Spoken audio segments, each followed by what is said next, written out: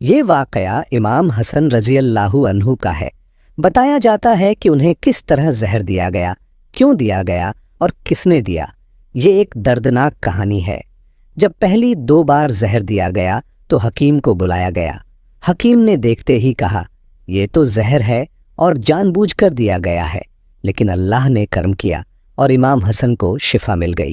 وہ مدینہ واپس آ گئے، مگر اس بار تیسری بار زہر دینے کا انداز ہی الگ تھا۔ ہیرا باریک پیس کر امام حسن رضی اللہ عنہ کے مشکیجے پانی کی مشک میں ملا دیا گیا۔ 27 سفر کی رات تھی۔ آپ سوئے ہوئے تھے کہ اچانک نیند کھلی۔ اس وقت حضرت زینب رضی اللہ عنہا عبادت میں مصروف تھیں۔ امام نے نیند سے جاگتے ہی بہن کو پکارا۔ زینب فوراً پاس آئیں۔ امام نے کہا، میں نے خواب میں اپنے نانا جان، امی جان اور ابا جان کو دیکھا ہے۔ وہ مجھے جنت کی سیر کروا رہے تھے۔ میں نے نانا جان سے عرض کیا، یا رسول اللہ، کیا آپ میرے حالات سے واقف نہیں ہیں؟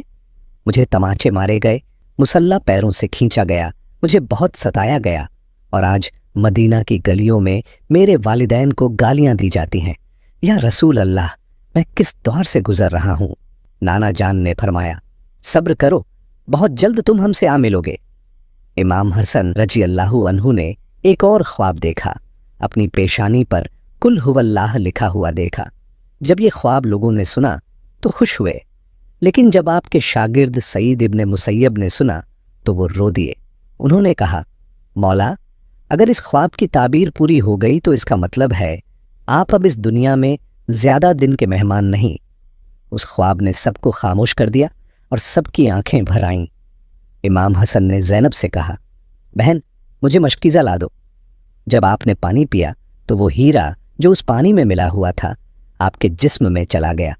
روایتوں میں آتا ہے، کسی نے لکھا، آپ کے کلیجے کے 72 ٹکڑے ہوئے، کسی نے کہا 80، اور کچھ کہتے ہیں کہ ان کی آنتوں اور کلیجے کے 100 سے بھی زیادہ ٹکڑے ہوئے۔ جب آپ کھانسی کرتے تو وہ ٹکڑے نکل کر گرتے تھے۔ سوچئے تو صحیح، وہ ہیرا کیسا ہوگا جو شیشے پر چلایا جائے تو شیشہ کٹ جائے۔ یہ وہی ہیرا تھا جسے پیس کر پانی میں ڈالا گیا تھا۔ یزید صرف قاتل حسین رضی اللہ عنہ ہی نہیں بلکہ قاتل حسن رضی اللہ عنہ بھی ہے۔ اس بات پر سب متفق ہیں کہ چال یزید کی تھی، لیکن زہر کس نے دیا، اس پر تاریخ خاموش ہے۔ حضرت مولانا حسن بریلوی نے ایک عورت کا نام لیا ہے، لیکن مفتی جلال الدین رحمت اللہ علیہ نے اس بارے میں خاموشی اختیار کرنے کا حکم دیا ہے۔ محققین، مورخین بھی اس میں الجھے ہوئے ہیں، کوئی واضح رائے سامنے نہیں آ پائی۔ لیکن پڑھے لکھے لوگ اتنا سمجھ لیں کہ جھڑ دینے والا کون تھا۔ جب آپ کے جسم کے ٹکڑے گرنے لگے، امام حسن رضی اللہ عنہ نے حضرت حسین رضی اللہ عنہ کو بلوایا تاکہ کچھ نصیحت کر سکیں۔ حسین آئے، جیسے ہی حالات دیکھے بھائی سے لپٹ کر رونے لگے۔ کہا، بھائی بتاؤ، آپ کو زہر کس نے دیا؟ آپ تو سید الصابرین کے نواسے ہیں۔ امام حسن نے آہستہ سے فرمایا، جس پر مجھے شک ہے، اگر وہی ہے تو اللہ بہترین انتقام لینے والا ہے، لیکن حسین، اگر میں نام لے لوں گا تو تم اسے قتل کر دو گے، اور شک کی بنیاد پر کسی کو قتل نہیں کیا جا سکتا۔ اللہ ہی سب سے بہتر انصاف کرنے والا ہے۔ جب امام حسن نے اپنے قاتل کا نام نہیں بتایا تو کوئی بھی یہ دعویٰ نہیں کر سکتا کہ فلاں ہی قاتل ہے۔ صبح ہوئی، لوگ جمع ہوئے۔ امام حسن نے حسین سے پوچھا، حسین، میرا چہرہ کیسا لگ رہا ہے؟ حسین روتے ہوئے بولے، آپ کا چہرہ تو ہرا پڑ گیا ہے۔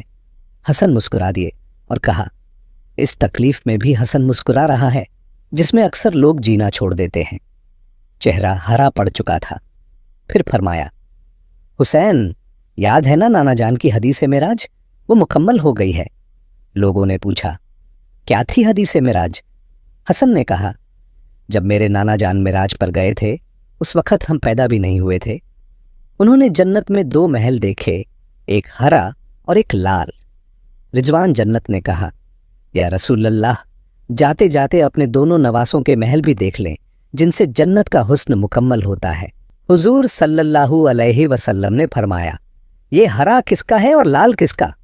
رضوان نے عرض کی، یا رسول اللہ، لال محل حسین رضی اللہ عنہ کا ہے اور ہرا محل حسن رضی اللہ عنہ کا ہے۔ मेरे आका ने फरमाया, रिजवान, ये तो बता, हसन का महल हरा क्यों और हुसैन का लाल क्यों? ये सुनकर रिजवान की गर्दन झुक गई और आंखों से आंसू टपक पड़े। अहले बैत से मोहब्बत ऐसी है कि रिजवान जन्नत में भी रो पड़ा, जबकि जन्नत वो जगह है जहां कोई रोता नहीं, मगर हसनैन की शहादत ऐसी है कि इसे जब जब याद किया जाए जन्नत का दरबान भी रो देता है। रिजवान से कुछ कहते न बना तो हजरत जिब्राइल अलैहिस्सलाम हाजिर हुए और अर्ज की, या रसूल अल्लाह, मैं अर्ज करता हूँ, अल्लाह के हुक्म से ये हरा महल इसलिए है कि हजरत हसन रजी अल्लाह अन्हु को जर दिया जाएगा और उनका चेहरा और जिस्म हरा हो जाएगा, और हजरत हुसैन रजी अल्लाह अन्हु को करबला में शहीद किया जाएगा और उनका जिस्म शहादत के लहू से लाल हो जाएगा। इसलिए हसन का हरा महल और हुसैन का लाल महल है। इमाम हसन ने फरमाया, देखा हुसैन, नाना की हदीस मेराज आज पूरी हो गई। इसके बाद इमाम हसन रजी अल्लाह अन्हु ने हाजिर लोगों को जाने का हुक्म दिया और घर वालों से कहा कि वहीं ठहरें। उस वक़्त इमाम के 3 या 4 बेटे थे। उन्हीं में एक बड़ा बेटा था जिसकी उम्र सिर्फ 7 साल थी। वो बच्चा कितना प्यारा था। उसका नाम कासिम था और उसकी वालिदा का नाम उम्मे फरवा था।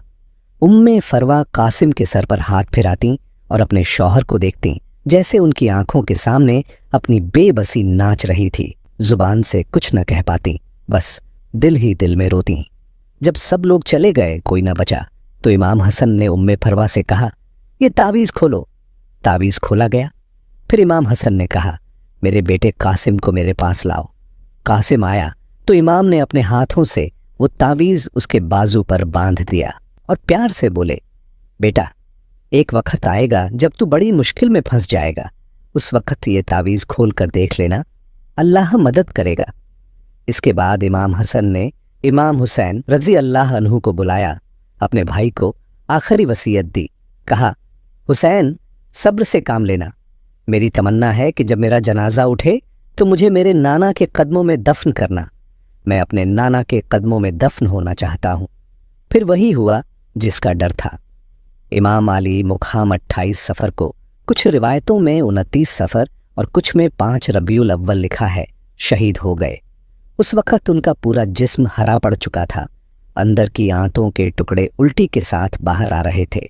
जब इमाम हसन रजी अल्लाह अन्हु की शहादत हुई तो जनाजा उठाया गया, मगर तारीख का सबसे दर्दनाक बाब तब खुला जब जनाजा बाहर लाया गया और हुजूर के रोज़े मुबारक में इमाम हसन को दफन करने की कोशिश हुई, मगर बनी उमैया का वो नापाक, जिसे दुनिया मरवान कहती है, सामने आ गया। वो बदनसीब जिस पर मेरे आका ने लानत की, बोला, मैं इनको यहाँ दफन नहीं होने दूंगा। इमाम हुसैन ने कहा, ये मेरे भाई की वसीयत है, मैं उन्हें यहीं दफन करूंगा। मगर मरवान, उस जालिम ने कमान से तीर निकाला और इमाम हसन के जनाजे पर तीर चलाना शुरू कर दिया। सोचिए, एक शहीद जिस्म, उस पर भी तीर। लोग कहते हैं यजीद और मरवान को इतना बुरा मत कहो। क्यों ना कहें, देखो क्या किया।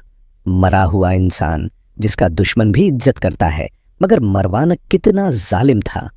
नाना के कदमों में नवासा ले जा रहे थे, मगर तलवार से जनाजा रोक लिया और तीरों की बारिश कर दी।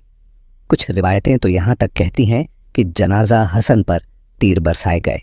हजरत ज़ैनब रज़ी अल्लाह अन्हा ने दर्द भरी आवाज़ में कहा, मैंने फातिमा के दोनों बेटों के जनाजे देखे हैं। हसन को तो 2 बार कफन नसीब हुआ, मगर हुसैन को 1 बार भी नहीं मिला। लोगों ने पूछा, हसन को 2 बार कफन कैसे मिला? हजरत ज़ैनब ने आंसू रोकते हुए कहा, जब मरवान ने हसन के जनाजे पर तीर चलाया, वो तीर जनाजे के कफन में लगा और उसी वक़्त कफन से खून की धार निकल पड़ी।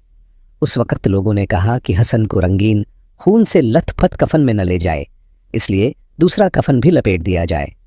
ये भी इमाम हसन रज़ी अल्लाह अन्हु की करामत थी कि शहादत के बाद भी तीर लगते ही उनके जिस्म से ताज़ा खून निकला। किसी ने इमाम हुसैन रज़ी अल्लाह अन्हु से कहा, हसन की वसीयत थी कि उन्हें हुजूर के कदमों में दफन करना, मगर उन्होंने ये भी तो कहा था कि अगर मरवान रोक ले तो मुझे मेरी अम्मी जान के कदमों में दफन कर देना। आप इस पर अमल कर सकते हैं। तब इमाम हसन रज़ी अल्लाह अन्हु को हज़रत बीबी फातिमा रज़ी अल्लाह ताला अन्हा के कदमों में दफन कर दिया गया। नाजरीन, इस वाक़ये से बहुत कुछ सीखने को मिलता है। आप अपनी राय कमेंट बॉक्स में ज़रूर दीजिए और हमारे चैनल को सब्सक्राइब कीजिए ताकि इसी तरह की मालूमात आप तक पहुंचती रहें। नीचे कमेंट सेक्शन में अपनी राय का इजहार ज़रूर कीजिएगा। आपकी राय हमें आइंदा मज़ीद बेहतर मवाद पेश करने में मदद देती है। और अगर आपको ये वीडियो पसंद आई है तो इसे लाइक कीजिए और अपने दोस्तों और अजीज़ों के साथ शेयर करना मत भूलिए ताकि उनकी मालूमात में भी इजाफ़ा हो सके। बस इसी के साथ मुझे इजाज़त दीजिए। मिलते हैं अगली वीडियो में। तब तक के लिए अपना और अपने प्यारों का और अपने इर्द गिर्द के लोगों का बहुत सा ख्याल रखिएगा।